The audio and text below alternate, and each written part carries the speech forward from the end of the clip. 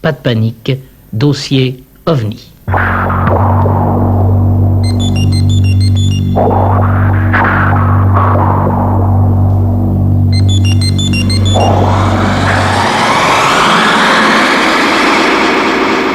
Dossier OVNI. Ce soir, Jean-Claude Bourret, après nous avoir expliqué ce qu'est un paléontologue, vous pouvez peut-être nous dire quel est le rapport entre la paléontologie et les OVNI. C'est un examen? Non. Ah bon. Non, le rapport entre la paléontologie et les ovnis est relativement simple. Est-ce que la formation de paléontologue permet justement d'apporter quelque chose à cette science des ovnis? C'est la première question que j'ai posée à Jean-Michel Dutuit. Et la deuxième question, est-ce que la finalité de la matière est la vie? Et là, je crois qu'un paléontologue et un chargé de recherche au CNRS est parfaitement habilité pour répondre à ces deux questions.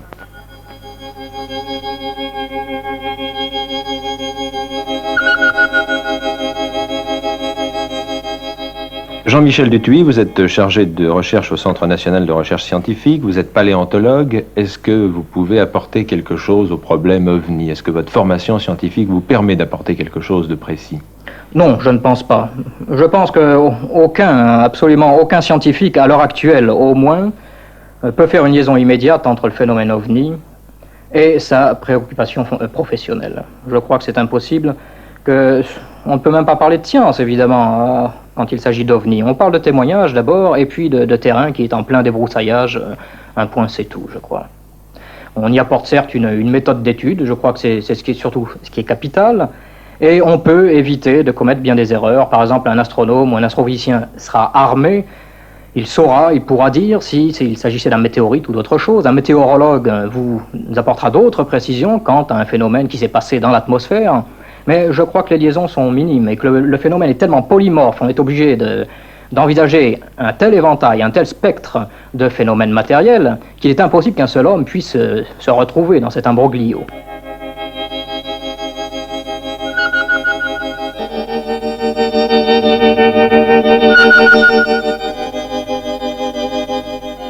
Alors, essayons tout de même, Jean-Michel Dutuit, d'utiliser vos compétences scientifiques. Vous savez que dans le milieu scientifique international, maintenant, on admet d'une façon générale que la finalité de la matière est la vie.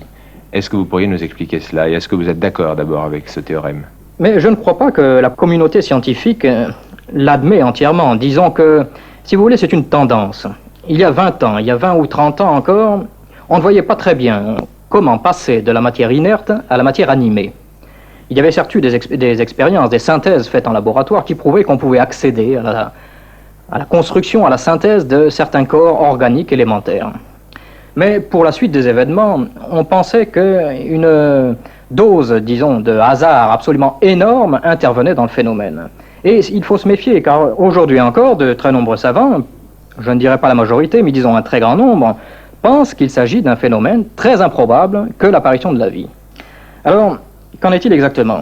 Je crois que ce que l'on peut dire, c'est que la tendance, comme je disais tout au début, depuis 20 ans, c'est de réduire cette part du hasard dans la genèse, dans la biogénèse, l'apparition de la vie.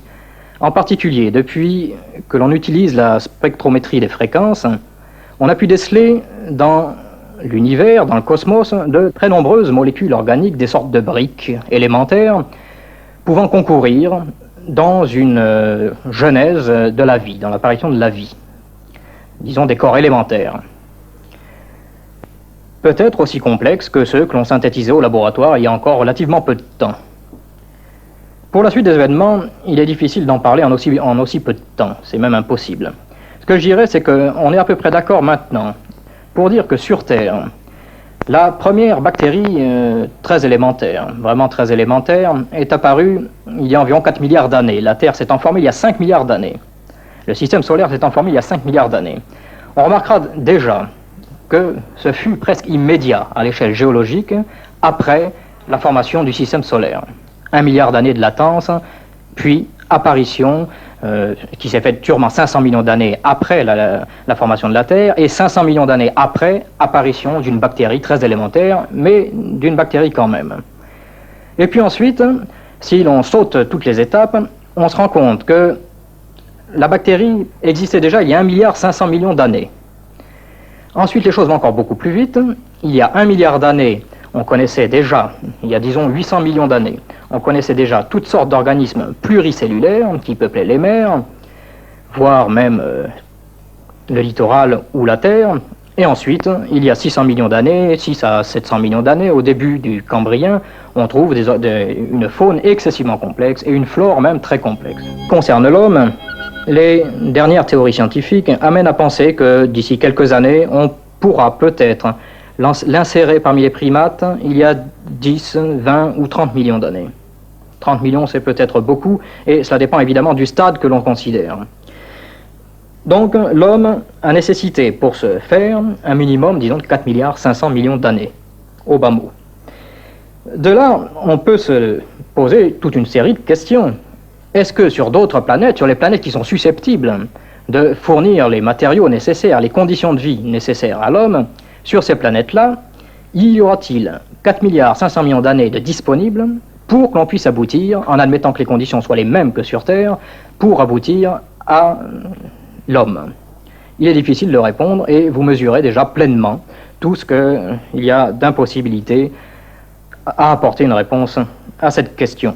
Mais ce que l'on peut dire, on peut parler en tendance, au moins pour rester très prudent, pour rester scientifique, et l'on peut dire que la tendance depuis quelques dizaines d'années, alors que nous sommes encore au balbutiement pratiquement de la biologie, cette tendance est de dire que la vie, après tout, n'est pas un phénomène qui est accidentel, mais qu'il est fort probable, et je dis bien il est fort probable, qu'elle apparaît quand les conditions sont réunies, dès que les conditions même sont réunies sur une planète. Savoir si elle aboutit à l'homme, c'est autre chose. Est-ce que l'on a des raisons de penser que d'autres formes de vie puissent nous ressembler? Et je pense notamment à la symétrie, non seulement de l'homme, mais de la plupart des animaux qui peuplent la Terre. Je crois qu'on a des raisons de le penser, dans la mesure où la nature aboutit toujours à la solution la plus simple. En ce qui concerne les membres, si l'on prend le problème de façon historique, on peut dire qu'ils proviennent d'un repli, d'une sorte de nageoire longitudinale, du corps d'une sorte de poisson.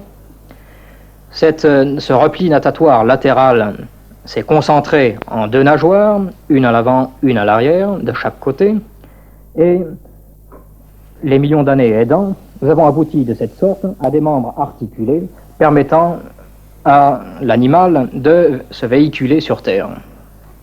En ce qui concerne l'homme, l'affaire s'est compliquée par une concentration, et pas seulement pour l'homme, je dirais tous les mammifères, même tous les insectes. On observe le même phénomène chez les insectes et chez les mollusques, chez certains mollusques. Donc chez l'homme, il y a eu concentration du système nerveux dans le crâne. Il y a eu céphalisation, comme on le dit. Donc on peut imaginer, étant donné que ce sont les solutions les plus simples qui ont été adoptées sur Terre, que le même phénomène s'est produit ailleurs, à condition que les circonstances de la planète aient été les mêmes, à condition que les processus aient démarré à partir des mêmes éléments, ce que nous avons dit un peu antérieurement dans la question précédente. On peut imaginer en effet une similitude de forme et une similitude de disposition des organes d'essence. Je crois qu'on peut le dire. Ne nous rajeunit pas, monsieur Bourret. Mais je crois que c'est, disons, assez passionnant ce que vient de dire, bien sûr, monsieur Dutuit. Mais peut-être, moi j'ai une autre idée. Bon, vous me direz, c'est une idée tout à fait personnelle, sur ces ovnis. Pourquoi veut-on à tout prix que ce soit des gens qui nous ressemblent? Pourquoi, après tout, ne serait-ce pas, disons, une civilisation de robots, de gens qui ne seraient pas de la même matière que nous, peut-être des gens qui auraient été fabriqués par certains de nos semblables et qui auraient pris le dessus? Vous avez peut-être vu un film de Stanley Kubrick qui s'appelait 2001. Vous avez peut-être vu dans ce film le rôle important que jouait un ordinateur. Alors, pourquoi pas? Oui, pourquoi pas?